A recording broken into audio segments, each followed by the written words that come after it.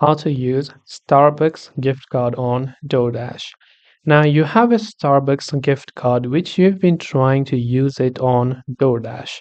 Now, first of all, let us explore at some of the options that we have. If we go to DoorDash.com, or maybe you're using the DoorDash app, and then we go to the account section, and then we go to the payment option. You might be wondering that when we're on the payment option and that you have a Starbucks gift card and you think that you would be able to redeem it from this option that says have a gift card redeem now. But let me tell you that this option is for DoorDash gift card exclusively, and none of the other gift cards can interfere in it. Now, if your Starbucks gift card had a Visa stamp on it, which means it was a Visa Starbucks gift card, then things would be different. We would also be able to use it as a normal payment method by clicking on credit or debit card option and adding our Visa Starbucks gift card as a normal payment method instead of the gift card option. But unfortunately, Starbucks gift card is not also a Visa gift card.